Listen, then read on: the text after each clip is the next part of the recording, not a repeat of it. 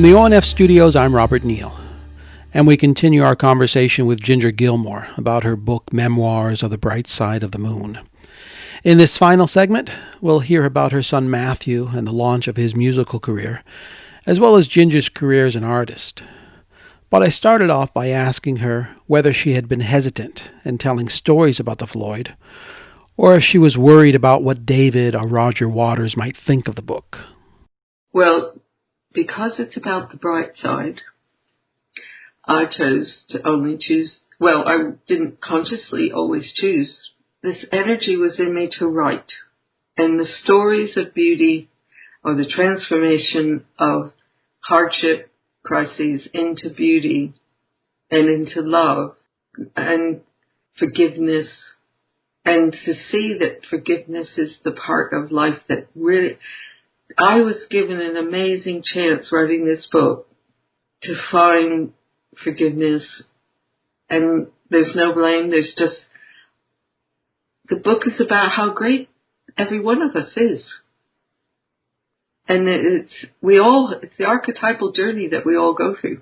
Have you gotten feedback from David? No, not yet, because it's my story.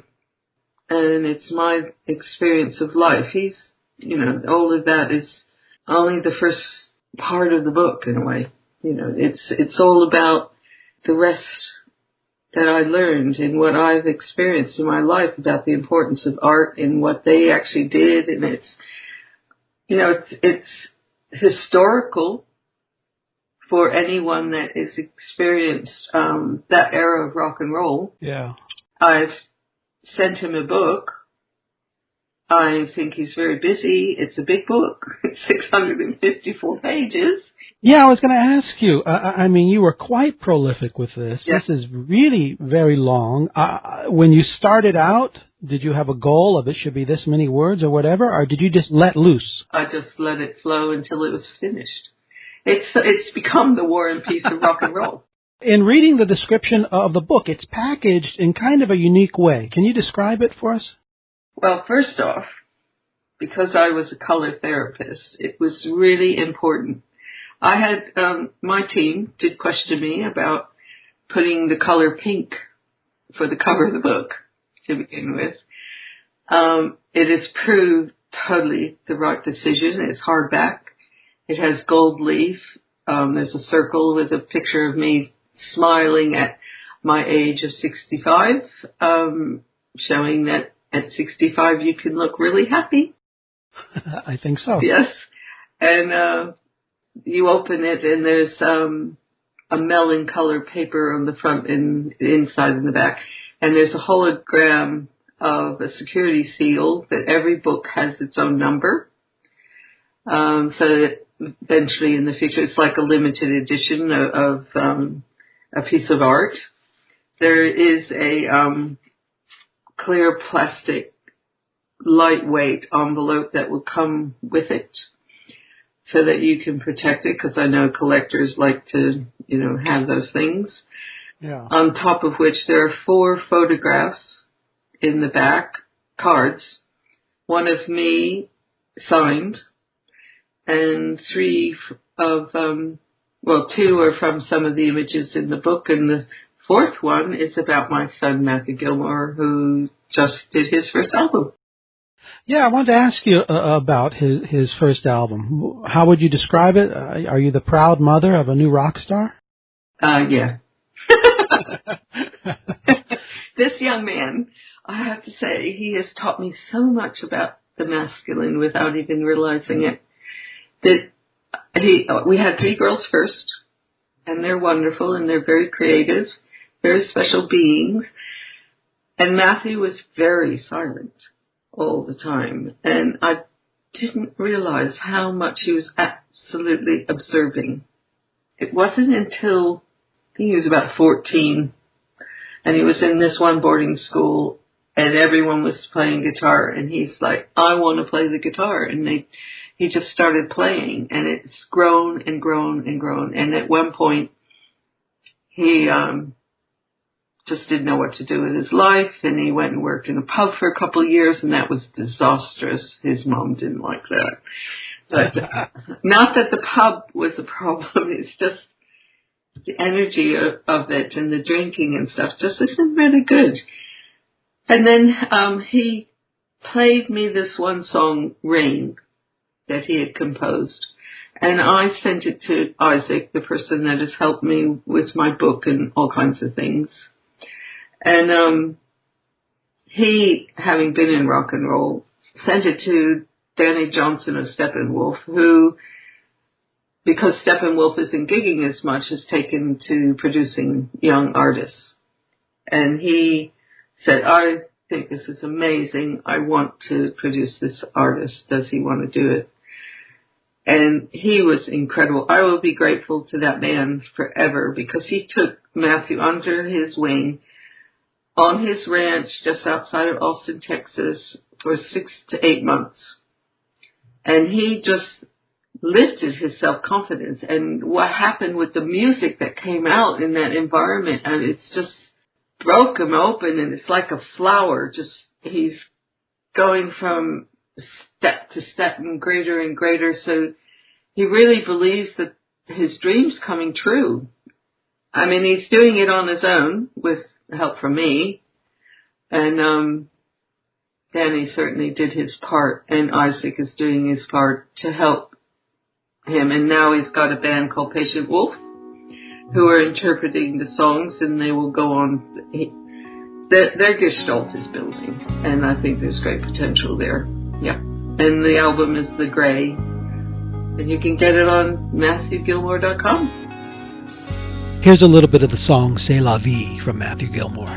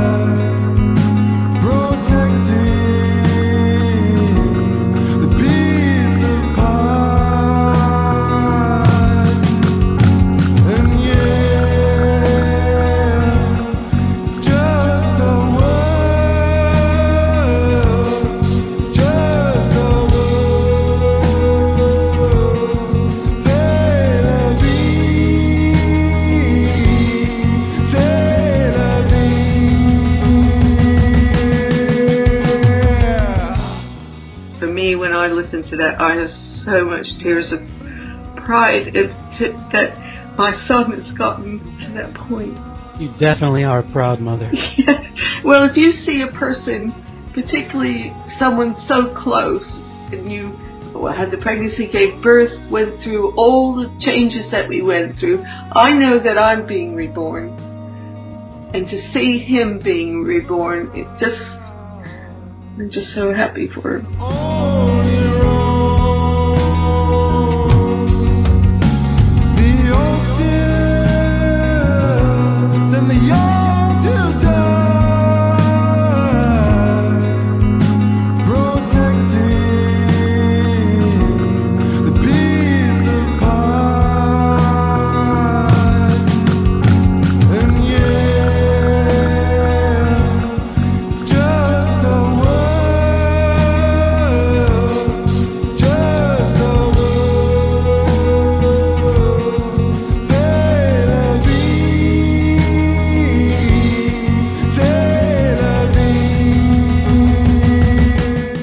In learning about Ginger Gilmour, you realize how important art and beauty are to her. And she says her journey as an artist began a number of years ago, and it was a transcending journey that went beyond the empirical world. She had been studying meditation and other practices with the Sufi master Irina Tweedy, who wrote the book Chasm of Fire. And Tweedy recommended that Ginger study art with acclaimed British artist Cecil Collins. And I was with him for about 15 years, learning how to open to what God wants you as an artist to give birth to. So that started to open up what I was doing. And it first took hold as a painter, because he taught about the different aspects of how you capture the invisible part of what we are. Because we're not just this physical body. You know, we have emotions, we have thoughts, and we have our soul, and we've got the God, spirit realm, the Holy Ghost coming into us. So that's quite a training to develop that part where I don't go in the studio and say, right, I'm going to do an angel today, or I'm going to do a woman today, or I'm going to do a baby today. That's not the case. They teach you to wait and wait and wait until some special impulse, an image can come. And even then, when the image comes, I still have to wait and wait and not try to use my mind, so that really what's there is something of the beauty of life, the sacredness of life, because we need new images. We need images of beauty so that we don't forget that life can be beautiful. So your art is an expression of your spirituality and your understanding that beauty comes in many forms and is important. Very. But most of all, I sort of have a problem with that word spirituality these days, because it's not about something separate to who you are. It's about being human. And all those other realms are part of us, and we cut them off. And that starts us on the process of dying and being very unhappy. When did this awakening start coming to you? Well, believe it or not, in between two tours, and when was that? Alice was 1, so that means it was 78. Can't remember which tour it was specifically. I'd have to look it up. David and I decided to go to Hawaii. And when we got there, we used to sit down to a 2-pound leg of lamb between us, lots of meat, and a bottle of wine and all that. But when we got to Hawaii, something there, the aloha spirit seemed to come into us. And I certainly stopped taking any drugs, that just life-enhancing things. They were nothing great, but we stopped smoking marijuana and things, and we still drank some wine, but I certainly became a vegetarian while we were there. We were there for 3 weeks. And then the little kids' parties underneath the little trees in the jungle with the flowers, and the smell of plumeria and oleander, and the children were so radiant. Alice was 1, and they little white dresses and bare feet, just so happy.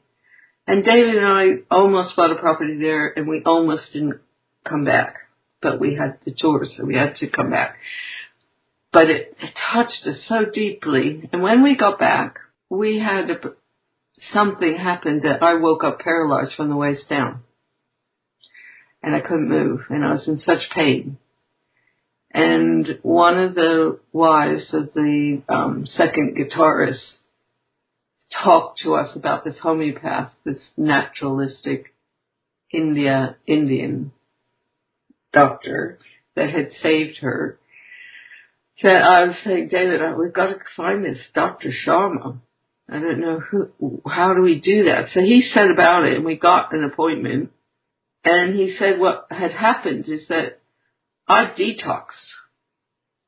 My kidneys and liver were having a real problem. He says, you don't stop taking drugs and eating meat and doing all that overnight and not expect a kickback, because you're kicking all kinds of stuff out.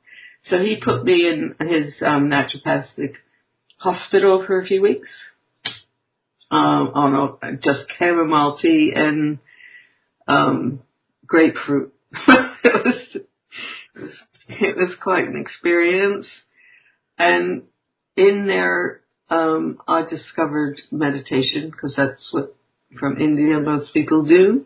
Most of the staff did that. He had a little chapel, and I would go in there. I had to be really quiet. It rained almost all the time, and the little sparkles of the raindrops would hit the window, and I had to be quiet for a very long time, and it really benefited me, and it changed. It was a spiritual signpost, they call it, that started to change and awaken me, and I've had several of those in my life. You get used to them after a while. You had mentioned Werner Engel from the Jungian Society. Yeah. When did you meet him first? Mrs. Tweedy had written her next book, and he was to do the foreword. And so she knew I was going to New York City with the Floyd, and she said, would I take the book to Dr. Werner Engel, who's the president of the Jungian Society in New York City. In fact, I think it's for the state. And I said, oh, sure, I'll do that. So I called him up and said, I have the manuscript from Mrs. Tweedy for you to read so that you could do the foreword. And he says, fine. Can you come to see me tomorrow? So I said, okay. And I got there, rock and roll wife, and I managed to get up and get to him. I can't remember, it was early morning. And I'm sitting he had a flat near to where John Lennon had a flat and had died. Oh, the Dakota? Yeah. So it was that type of flat. When he came and let me in, he had a monocle, and he was in his 80s. And at one point he said, Ginger, do you think it's possible I could get to see a rock and roll concert? Really? Yeah. And he says, I really, really want to know how that music affects the psyche of the young. And he said, and even the old. So, and I said, well, Dr. Engel, I think that's possible. So I arranged the limo to pick him up, and we were at Madison Square Garden, I think it was. And we got him in there, and I said, he was interested in everything, because by then the Floyd had Star Trek Enterprise for a mixing console and lighting and sound and just everything. Mm. So he was really fascinated in that tour. I had a lot of very different people than Hollywood stars coming to see the gigs. Oh, yeah. And I said, would you like some earplugs? And he said, oh, no, I want the whole experience. So that's when he said backstage how, Ginger, I don't know if you would agree with me, but what we attain in meditation, your husband and his group create by transforming chaos into beauty. And that's that beauty again. When everyone comes together and is unified, it's like we're one in that space, and it's love, and beauty is the bridge for me. And that concludes our conversation with Ginger Gilmour. You can learn more about her, as well as read other stories about Pink Floyd, in the new book Memoirs of the Bright Side of the Moon, which is available at angelscript.com. And to find Matthew Gilmour's album The Gray, you can go to matthewgilmour.com. From the ONF studios, I'm Robert Neal.